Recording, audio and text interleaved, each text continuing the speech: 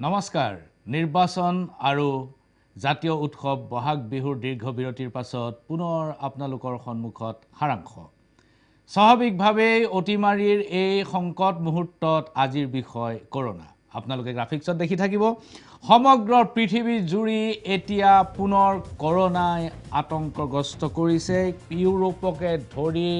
পৃথিৱীৰ কেইবাখনো মহাদেশৰ বহু কেইখন দেশ এতিয়া সম্পূৰ্ণ লকডাউনৰ কবলত ফ্ৰান্স ইটালী বেলজিয়াম ইউৰোপৰ এই দেশসমূহ আজি দীৰ্ঘদিন ধৰি লকডাউন চলি আছে আফ্ৰিকাৰ কেনিয়াত দীৰ্ঘদিন ধৰি লকডাউন চলি আছে সুখৰ খবৰ এটাই আছে যে অষ্ট্ৰেলিয়া মহাদেশ কিছু পৰিমাণে কৰোনা মুক্ত হৈছে যদিও অষ্ট্ৰেলিয়াই কিন্তু বাহিৰৰ মানুহক প্ৰৱেশ কৰিবলৈ দিওতে কিছু সময় ল'ব বুলি ঘোষণা কৰিছে কালি প্ৰধানমন্ত্ৰী মৰিছনে ঘোষণা কৰা মতে যে কোভিড মুক্ত হৈছে যদিও অষ্ট্ৰেলিয়াই কিন্তু এতিয়া বিদেশী পৰ্যটকক অষ্ট্ৰেলিয়াত প্ৰৱেশৰ অনুমতি দিয়াত কিছুদিন ল'ব আপোনালোক সকলোৱে আজি জ্ঞাত হৈছে অৰবিন্দ কেজৰিৱালৰ সংবাদ মেলৰ পিছত যে নতুন দিল্লীত আৰু মাত্ৰ আঢ়ৈ ঘণ্টাৰ পিছত লকডাউন আৰম্ভ হ'ব ছদিনৰ বাবে ছদিন বুলি যদিও কৈছে উইকেণ্ড লকডাউন অৰ্থাৎ সপ্তাহান্তিক লকডাউন চলি আছে গতিকে শনি আৰু দেও ধৰি প্ৰায় 8 দিন দিল্লী মহানগৰী বন্ধ থাকিব ৰাজস্থানত 3 মে পৰ্যন্ত লকডাউন ঘোষণা কৰা হৈছে ইয়াৰ ওপৰত আকৌ দেশ জুৰি ভেকচিন অক্সিজেন আৰু ৰেমডিচিভিৰ নামৰ ঔষধবিধৰ অভাৱ ইয়াৰ নাটনি চলিছে অক্সিজেন আৰু ভেকচিনৰ নাটনি চলিছে লগতে চলিছে ৰেমডিচিভিৰ নামৰ ঔষধবিধৰ অভাৱ একেখন বিছনাতে দুজনকৈ ৰোগী একেটা অক্সিজেন সিলিণ্ডাৰৰ পৰা কেইবাজনো ৰোগীক দিয়াৰ ব্যৱস্থা কৰা হৈছে নতুন দিল্লীত ইফালে তাৰ ওপৰত আকৌ হৈছে কি যে কোভিড-19 যিটো মূল ভাইৰাছ আছিল সি তাৰ চৰিত্ৰ সলনি কৰিছে আৰু এই নতুন চৰিত্ৰ ভাইৰাছবিধ অধিক আক্ৰমণাত্মক ইউকে ভেৰিয়েণ্ট যাৰ নাম দিয়া হৈছে ইংলেণ্ডত যিটো চৰিত্ৰ ধৰা পৰিছিল সেইটোৱে আজি যোৱা 3 মাহ ধৰি পৃথিৱীক আক্ৰমণ কৰি আছে ভাৰতবৰ্ষত সম্পূৰ্ণ এটা নতুন অৱস্থা ইফালে বহু দেশত আকৌ ভেকচিনৰ পাৰ্শ্বক্ৰিয়াও চকুত পৰিছে ইয়াৰ সংখ্যা যদিও কম কিন্তু পাৰ্শ্বক্ৰিয়াৰ বাবে মানুহৰ মাজত সৃষ্টি হৈছে ভীতিগ্ৰস্ততা এই মুহূৰ্তত জীৱন আৰু জীৱিকাৰ পুনৰ সংঘাত ভাৰতবৰ্ষৰ মাটিত যদি জীৱন ৰক্ষা কৰিবলৈ যায় তেনেহলে জীৱিকাৰ সংকট হয় যদি জীৱিকা ৰক্ষা কৰিবলৈ যায় তেন্তে লক্ষ লক্ষ জীৱন সংকটত পৰে এনে অৱস্থাত লকডাউন দিয়া হ'বনে নহ'ব ইয়াক লৈ কেন্দ্ৰীয় আৰু ৰাজ্য চৰকাৰসমূহ চিন্তিত যিটো ধাৰণা এতিয়ালৈকে কৰা হৈছে যে এইবাৰ প্ৰধানমন্ত্ৰী নৰেন্দ্ৰ মোদীয়ে থালি বজোৱা বাতি বজোৱা মমবাতি জ্বলোৱা উৰুলি দিয়া ইত্যাদিবোৰ নকৰিব অথবা এককভাৱে সমগ্ৰ দেশতে লকডাউন দিয়াৰ সাহস নকৰিব বৰঞ্চ এই গোটেই দায়িত্বটো হয়তো ৰাজ্যবোৰলৈ ঠেলি দিয়া হ'ব পাৰে যিটো আজিৰ তাৰিখত ৰাজস্থান আৰু দিল্লীত আমি দেখিছোঁ তামিলনাডু আৰু বিহাৰত নৈশ কাৰফিউ ইতিমধ্যে জাৰি কৰা হৈছে হঠাৎ কোভিডৰ অৱস্থাটো এনে মাৰাত্মক হৈ পৰিল আমাৰ শেহতীয়া এটা গ্ৰাফ আপোনালোকক দেখুৱাব খুজিছোঁ এই গ্ৰাফখনত আপোনালোকে স্পষ্ট উপলব্ধি হ'ব যে আসলতে সাম্প্ৰতিক অৱস্থাত ভাৰতৰ কোভিডৰ অৱস্থাটো কেনেকুৱা আপোনালোকে দেখিছে এই গ্ৰাফখনত যে 2 সেপ্টেম্বৰ 2020 পৰ্যন্ত কৰোনাই শীৰ্ষাৰোহণ কৰিছিল 80,000ৰ ওপৰত প্ৰায় 1 লাখৰ ওচৰা-ওচৰি লোকক স্পৰ্শ কৰিছিল সংক্ৰমিত হৈছিল আৰু 2 সেপ্টেম্বৰৰ পিছত ই ক্ৰমাৎ নিম্নগামী হয় আৰু ফেব্ৰুৱাৰীৰ 24 তাৰিখৰ পৰা ই পুনৰ ঊৰ্ধ্বগামী হয় এপ্ৰিলৰ 15 তাৰিখলৈ ই 1,60,000 দৈনিক এতিয়া 2 লাখ হ'ল আকৌ চাব যে 24 ফেব্ৰুৱাৰীৰ পৰা ই ক্ৰমাৎ নামি আহিছিল সেপ্টেম্বৰৰ 2 তাৰিখৰ পৰা ই ক্ৰমাৎ নামি আহিছিল আৰু ফেব্ৰুৱাৰী 24ৰ পৰা পুনৰ সি ঊৰ্ধ্বগামী হয় আৰু এই যে ফেব্ৰুৱাৰী 24ত সি লাহে লাহে ঊৰ্ধ্বগামী হ'ল তাৰ পিছৰ পৰা একেবাৰে 15 এপ্ৰিলত বহাগ বিহুত সি 1,60,000 লোকক অতিক্ৰম কৰিলে অৰ্থাৎ দৈনিক আক্ৰান্ত মানুহৰ সংখ্যা 1,60,000ৰ অধিক হ'ল আৰু এতিয়া যোৱা 3 দিন ধৰি প্ৰতিদিনেই ভাৰতবৰ্ষত 2 লাখকৈ মানুহৰ সংক্ৰমণ হৈছে 2 লাখ প্লাস লোকৰ শৰীৰত কোভিড ধৰা পৰিছে এনে অৱস্থাত চৰকাৰ আৰু জনসাধাৰণ সকলো চিন্তিত আপোনালোকে গ্ৰাফিক্সত দেখি থাকিব যে ভাৰতত দ্ৰুত গতিত বৃদ্ধি পাইছে কোভিড আক্ৰান্তৰ সংখ্যা মই পূৰ্বতে কৈছো যে এই যে ইউকে ভেৰিয়েন্ট বুলি যিটো চৰিত্ৰ সলনি কৰি যিটো ৰূপ লৈছে এই ৰূপটো অতি ভয়ংকৰ ইউৰোপৰ গৱেষকসকলে এই কথা ঠাৱৰ কৰিছে যে ইউকে ভেৰিয়েন্টটো কোভিড-19ৰ মূল ভাইৰাছতকৈ 32% পৰা 104% পৰ্যন্ত অধিক ভয়ংকৰ হ'ব পাৰে এই ভাইৰাছে ব্যক্তিৰ প্ৰতিৰোধ ব্যৱস্থাটো ৰেজিস্ট্যান্স যিটো ইমিউন সিস্টেম এই ইমিউন সিস্টেম প্ৰতিৰোধ ব্যৱস্থাটো সম্পূৰ্ণ ধ্বংস কৰে সোনকালে ধ্বংস কৰে এইটো এটা বৰ গুৰুত্বপূৰ্ণ তথ্য যে সোনকালে আৰু সম্পূৰ্ণ ধ্বংস কৰা মানে মৃত্যু অনিবাৰ্য আৰু এই ভাইৰাছে খুব সোনকালে মানুহৰ হাওঁফাওঁত আক্ৰমণ কৰে ইয়াৰ পূৰ্বে কোভিড-19 ভাইৰাছ যদিও কাৰবাৰ যদি সংক্ৰমিত হয় হি ইমিউন সিস্টেম বা প্ৰতিৰোধ ক্ষমতা বেছি থকা মানুহৰ হাওঁফাওঁত সহজে আক্ৰমণ কৰিব নোৱাৰে অথবা কমৰবিডিটি আনুষংগিক ৰোগ যদি তেওঁৰ নাথাকে তেনেহলে হাওঁফাওঁত ই আক্ৰমণ কৰাৰ অৱকাশ খুব কম আছিল কিন্তু ইউকে ভেৰিয়েন্ট যেটো এতিয়া কোভিড ভাইৰাছ নতুন চৰিত্ৰৰ সেই ভাইৰাছটোৱে মানুহৰ হাওঁফাওঁত যিকোনো এজন সুস্থ মানুহৰ হাওঁফাওঁত সহজে আক্ৰমণ কৰিব পাৰে সুখৰ খবৰ যে চৰিত্ৰ যদিও কোভিড ভাইৰাছে সলনি কৰিছে আমাৰ পূৰ্বতে যিবোৰ ভ্যাকচিন আমাৰ পৃথিৱীত চলি আছে কোভিচিল্ড কোভাক্সিন স্পুটনিক ইত্যাদি ফাইজাৰৰ ভ্যাকচিন ইত্যাদি এই ভ্যাকচিন বিলাকে কিন্তু কাৰ্যকৰীভাৱে কাম কৰি আছে আৰু ভ্যাকচিন ব্যৰ্থ হোৱাৰ কোনো উমান এতিয়ালৈকে পোৱা নাই নতুন ভেৰিয়েন্ট ইউকে ভেৰিয়েন্টটো কোভিড-19 মূল ভাইৰাছতকৈ খুব সোনকালে সংক্ৰমিত হয় ই খুব সোনকালে খুব স্পিডত যায় খুব সোনকালে ইজনৰ পৰা সিজনলৈ যাব পাৰে আৰু বতাহত ই বেছি সময় প্ৰলম্বিত হৈ থাকে বতাহত যেতিয়া বেছি সময় প্ৰলম্বিত হৈ থাকিব তেতিয়া মাস্ক পৰিধান নকৰা যিকোনো মানুহে উশাহ লওঁতে সি উশাহত আপোনাৰ শৰীৰত প্ৰৱেশ কৰিব পাৰে ভাৰতকে ধৰি পৃথিৱীত ইউকে ভেৰিয়েন্টৰ সংক্ৰমিতৰ সংখ্যা সকলো সৰহভাগৰে 60 বছৰ কম বয়সৰ এতিয়া ভাৰতবৰ্ষত এনেকুৱা হৈছে কেৱল 60 বছৰ নহয় এই ভেৰিয়েন্টটোৱে যিসকল লোকক আক্ৰমণ কৰিছে তেওঁলোকৰ সৰহ সংখ্যকে 45 বছৰৰ বয়সৰ অনুৰ্ধ 45 বছৰ বয়সৰ কম লোকক এই ভাইৰাছবিধে আক্ৰমণ কৰিছে ইয়াৰ কেতবোৰ কাৰণ আছে কাৰণবোৰ এনেকুৱা যে 60 বছৰৰ ওপৰৰ মানুহৰ ভ্ৰমণ বা তেওঁলোকৰ বাহিৰত চালচলন ইতিমধ্যেই তাক নিয়ন্ত্ৰিত কৰা হৈছে এতেকে যিকোনো সক্ৰিয় কাম কৰিবৰ বাবে বজাৰ সমাৰ অফিস কাছাৰী সকলোতে সক্ৰিয় হৈ থাকে 45 বছৰৰ তলৰ মানুহখিনি এনে অৱস্থাত এই সকল মানুহত বতাহত প্ৰলম্বিত সৰহ সময় প্ৰলম্বিত হৈ থকা ভাইৰাছটোৱে আক্ৰমণ কৰা সংক্ৰমণ কৰাটো সহজ এই কম বয়সৰ লোকক আক্ৰমণ কৰাটো বা সংক্ৰমণ বয়সৰ লোকৰ শৰীৰত সংক্ৰমণ হোৱাটো এটা গুৰুতৰ সমস্যা হৈছে এই কাৰণে যে ভাৰতবৰ্ষত এতিয়ালৈকে 45 বছৰৰ ওপৰৰ লোকক ভ্যাকচিন দিবলৈ দিয়া হৈছে 45 বছৰৰ তলৰ কোনো লোকক এতিয়ালৈকে ভ্যাকচিন দিবলৈ দিয়া হোৱা নাই ইয়াৰ কাৰণটো হ'ল যে ভ্যাকচিন পৰ্যাপ্ত পৰিমাণে উপলব্ধ নহয় এইখিনিতে আহক নতুন দিল্লী ৰাজ্যৰ মুখ্যমন্ত্ৰী অৰবিন্দ কেজৰিৱালে দিয়া এটা শেহতীয়া মন্তব্য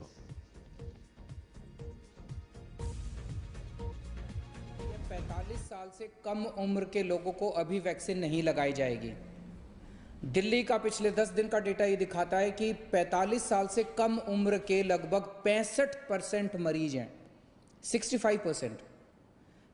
45 साल से ऊपर 35% है केवल तो 45 साल से नीचे के लोगों को अगर हम वैक्सीनेशन नहीं कर रहे तो हम 65% मरीजों के तक तो पहुंच ही नहीं रहे हैं केंद्र सरकार ने जो वैक्सीन की लिमिट लगाई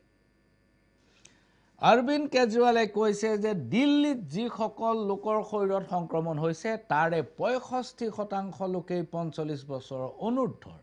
যদি 45 বছৰৰ ঊৰ্ধৰ লোকসকলক ভ্যাকচিন দিয়া হয় তেন্তে মাত্ৰ 35% লোককহে আমি ভ্যাকচিনে স্পৰ্শ কৰিব 65% কিন্তু অসুস্থ লোক ভ্যাকচিন নোহোৱাকৈ থাকি যাব কেজৰিৱালে আহ্বান জনাইছে যে বয়সৰ 45 বছৰ অনুৰ্ধৰ সকলো লোককে ভেকচিন দিয়াটো বাধ্যতামূলক কৰা হওক কেন্দ্ৰীয় চৰকাৰে এই যেটো নীতি লৈছে এই নীতিৰ সংশোধন কৰক এইখিনিতে আকৌ চাওঁ হওক all India institute of medical সায়েন্সৰ director general doctor Randeep Guleria এই প্ৰসংগত কি কৈছে এবাৰ চাই লওঁ We should gradually lift or lower the age bar so that more and more people come into the pool of people who can be vaccinated. And I think that will happen in the coming few weeks because as we've just discussed, we will have more and more vaccines which will come into the common pool. And therefore that will allow us to really open up the vaccination to a larger. We should gradually lift or lower. Randeep Guleria doctor Randeep Guleria এই মন্তব্য প্ৰকাশ কৰিছে যে যিমান বেছি সংখ্যক মানুহক পাৰি সিমান বেছি সংখ্যক মানুহক ভেকচিন দিব লাগে আৰু কেই সপ্তাহমানৰ ভিতৰত হয়তো এই কামটো কৰাটো সম্ভৱ হ'ব বুলি তেখেতে সম্ভাৱনা প্ৰকাশ কৰিছে কিন্তু তাৰ এটা লেখা আছে সেই বিষয়ে মই পিছলৈ আলোচনা কৰিম ভেকচিন কিয় সংকট হৈছে ভেকচিনৰ কিয় নাটনি হৈছে এতিয়া হওক আপোনালোকে গ্ৰাফিক্সত দেখি থাকিব যে ইউকে ভেৰিয়েণ্ট যেটো এতিয়া ভাৰতবৰ্ষত ধৰা পৰিছে ইউৰোপৰ বহু দেশত ধৰা পৰিছে আফ্ৰিকাত ধৰা পৰিছে এই সংক্ৰমণটো হৈছে কোভিড-19ৰ এটা পৰিৱৰ্তিত ৰূপ আৰু এই পৰিৱৰ্তিত ৰূপৰ ওপৰত ভাৰতবৰ্ষৰ অৱস্থাটো অতি মাৰাত্মক ভাৰতবৰ্ষত আৰু এটা ভেৰিয়েণ্ট ধৰা পৰিছে সেইটোক আন এটা পৰিৱৰ্তিত ৰূপ কোভিড-19ৰ ধৰা পৰিছে ইউকে ভেৰিয়েণ্টৰ উপৰিও সেইটো হৈছে ডাবল মিউটেন্ট ষ্ট্ৰেইন বুলি কোৱা হৈছে ডাবল মিউটেন্ট ষ্ট্ৰেইন এই ভাইৰাছবিধ পৃথিৱীৰ আন দেশত ধৰা পৰিছে কিন্তু ভাৰতবৰ্ষৰ সৰহ সংখ্যক ৰোগীয়ে এতিয়া এই ডাবল মিউটেন্ট ষ্ট্ৰেইন DMS এই বিধ ভাইৰাছৰ দ্বাৰা আক্ৰান্ত বৰ্তমান 10খন ৰাজ্যত এই DMS ভাইৰাছৰ উমান পোৱা গৈছে আৰু 19খন ৰাজ্যত ইউকে ভেৰিয়েণ্টৰ উমান পোৱা গৈছে এই DMS সংক্ৰমণৰ বাবে কোভিড ৰোগীৰ সংখ্যা দ্ৰুতগতিত বাঢ়িছে আপোনালোকে যিখন গ্ৰাফ দেখিছিলে এই গ্ৰাফখনত 24 ফেব্ৰুৱাৰীৰ পৰা 15 এপ্ৰিল পৰ্যন্ত যিটো তাৰ স্পীড মাৰ্চৰ 27 তাৰিখৰ পৰা কি যি ধৰণে স্পীড লৈছে যি ধৰণে দ্ৰুত গতিত ওপৰলৈ গৈছে ইয়াৰ কাৰণটোৱে হৈছে এই DMS ডাবল মিউটেন্ট ষ্ট্ৰেইন এই DMS ভাইৰাছ বিধে ভাৰতৰ বহু সংখ্যক ৰাজ্যলৈ 10খন ৰাজ্যলৈ সংক্ৰমিত হৈছে এই ভাইৰাছ বিধে একাধিক ক্ৰমে দুবাৰ তাৰ চৰিত্ৰ সলনি কৰে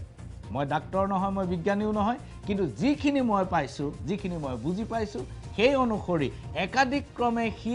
দুবাৰ সি তাৰ চৰিত্ৰ সলনি কৰে অৰ্থাৎ প্ৰথমবাৰ চৰিত্ৰ সলনি কৰিয়ে সি শেষ হৈ নাযায় বা সেই চৰিত্ৰটোতে সি ৰৈ নাথাকে বৰঞ্চ সি দ্বিতীয়বাৰৰ কাৰণে তাৰ চৰিত্ৰ সলনি কৰাৰ সুযোগ লয় গতিকে এই যে দুবাৰ সি চৰিত্ৰ সলনি কৰে এই দুবাৰ চৰিত্ৰ সলনি কৰাৰ সময়ত সি আৰু বেছি আক্ৰমণাত্মক আৰু বেছি ভয়ংকৰ হৈ উঠে মাৰ্চৰ শেষ সপ্তাহত মই কৈছো আপোনাক 27 মাৰ্চৰ পৰা গ্ৰাফটো খুব ওপৰলৈ উঠিছে এই মাৰ্চৰ শেষৰ সপ্তাহত এই DMS ভাইৰাছবিধ ভাৰতৰ বিজ্ঞানীসকলে ধৰা পেলায় আৰু এই পৰ্যন্ত মহাৰাষ্ট্ৰ দিল্লী ৰাজস্থান উত্তৰ প্ৰদেশ আদি ৰাজ্যত DMS ভাইৰাছে দ্ৰুতগতিত সংক্ৰমণ কৰিছে DMS ভাইৰাছবিধ যদি নাথাকিলহেঁতেন DMS বা ডাবল মিউটেন্ট ষ্ট্ৰেইন এই যেটো ভাইৰাছ হি যদি চৰিত্ৰ সলনি নকৰিলেহেঁতেন তেনেহলে বৰ্তমানৰ যেটো পৰিস্থিতি কোভিডৰ তাতকৈ 52% কম হৈ থাকিলেহেঁতেন অৰ্থাৎ DMS ভাইৰাছৰ উপস্থিতিটোৱে কোভিড সংক্ৰমণৰ দ্ৰুতি স্পীডটো 52% বৃদ্ধি কৰিছে DMS যদি নাথাকিলহেঁতেন অকল যদি ইউকে ভেৰিয়েণ্ট বা কোভিড-19 থাকিলহেঁতেন তেতিয়া হলে বৰ্তমানৰ পৰিস্থিতিৰ আধা অৱস্থা আমি দেখিলোহেঁতেন কিন্তু DMS এ ইয়াৰ গোটেই সংক্ৰমণটো অধিক ত্বৰান্বিত এক্সেলাৰেট কৰি পেলালে এই DMS ৰূপটোৱে কোভিডতে পূৰ্বে যিবিলাক মানুহ কোভিডত আক্ৰান্ত হৈছিল আৰু বৰ্তমান কোভিড মুক্ত তেওঁলোকক একেবাৰে নিখকটীয়া কৰি পেলাই তেওঁলোকক আক্ৰমণ কৰিবলৈ সুযোগ লয় যদি ই সঠিক পথত আগবাঢ়ে সি যদি চৰিত্ৰটো সলনি কৰি ল'ব পাৰে তেনেহলে পূৰ্বে আক্ৰান্ত হোৱা আৰু কোভিড মুক্ত হোৱা ৰোগী এই ভাইৰাছবিধে আক্ৰমণ কৰিব পাৰে ভাৰতত সমান্তৰালভাৱে দুটা ভাইৰাছ অৰ্থাৎ ইউকে ভেৰিয়েণ্ট আৰু ইফালে DMS ডাবল মিউটেন্ট ষ্ট্ৰেইন এই DMS আৰু ইউকে ভেৰিয়েণ্ট দুইটা ভাইৰাছৰ একেলগে আক্ৰমণ হোৱাৰ ফলত ইয়াৰ অৱস্থা ভাৰতবৰ্ষৰ অৱস্থা অধিক বেয়া হৈছে এক প্ৰকাৰ অচলাৱস্থাৰ সৃষ্টি হৈছে মহাৰাষ্ট্ৰত 60% ৰোগী যাৰ স্যাম্পল কালেকশন কৰিছে 60% ৰোগীৰ শৰীৰত ডিএমএছ ডাবল মিউটেন্ট ষ্ট্ৰেইন ধৰা পৰিছে আৰু এই ঘটনাই আমাৰ গোটেই কোভিড পৰিস্থিতিৰ মাজত এপ্ৰিলৰ প্ৰথম সপ্তাহলৈকে যি এসপ্তাহতে এই প্ৰথম সপ্তাহলৈকে দেশ জুৰি 800ৰো অধিকজন চিকিৎসকৰ মৃত্যু হৈছে আৰু হাজাৰৰো অধিক চিকিৎসক ইতিমধ্যে দুবাৰ আক্ৰান্ত হৈছে মই আন এটা বিষয়লৈ আহিব খুজিছো যে ভ্যাকচিনৰ কিয় নাটনি হৈছে পৃথিৱী জুৰি অক্সিজেন আইসিইউ ভ্যাকচিন আৰু ৰেমডিচিভিৰৰ নাটনি হৈছে ইউৰোপ ফ্ৰান্স ইটালী ইংলেণ্ডৰ পৰা আৰম্ভ কৰি আফ্ৰিকাৰ কেনিয়া পৰ্যন্ত অক্সিজেন আৰু ভ্যাকচিনৰ নাটনি বহু দেশে ভ্যাকচিন সলনি কৰিছে অষ্ট্ৰাজেনেকা ভ্যাকচিন দক্ষিণ আফ্ৰিকাত কাৰ্যকৰী নহল তেওঁলোকে ভেৰিয়েণ্টে এটো কাৰ্যকৰী নহব বুলি ক'লে গতিকে তেওঁলোকে ফাইজাৰৰ ভ্যাকচিন আমদানি কৰিলে এই যেতিয়া ভ্যাকচিন ইটোৰ পৰা আনটোলৈ শিফট কৰে যেতিয়া সলনি কৰে তেতিয়া আমদানি প্ৰক্ৰিয়াটো অলপ দীঘলীয়া হয় যাৰ ফলত ভ্যাকচিনৰ সংকট হৈছে অক্সফোৰ্ড এক্সট্ৰাজেনেকা ভ্যাকচিন তেজ গোট মৰাৰ সমস্যা কানাডাত ধৰা পৰিছে অষ্ট্ৰেলিয়াত ধৰা পৰিছে ইংলেণ্ডত ধৰা পৰিছে যদিও ইয়াৰ সংখ্যাটো কম কিন্তু ভ্যাকচিন ল'বলৈ ভীতিগ্ৰস্ত হৈছে ৰেমডিচিভিৰ নামৰ এই ঔষধবিধ পৃথিৱীত এই কোভিডৰ বাবে মহৌষধ বুলি পৰিগণিত হৈছে আৰু এতিয়া পৃথিৱী জুৰি ভাৰতবৰ্ষতো ৰেমডিচিভিৰৰ নাটনি ইয়াৰ কাৰণটো হ'ল মাৰ্কিন প্ৰাক্তন ৰাষ্ট্ৰপতি ডোনাল্ড ট্ৰাম্পে 2020 চনত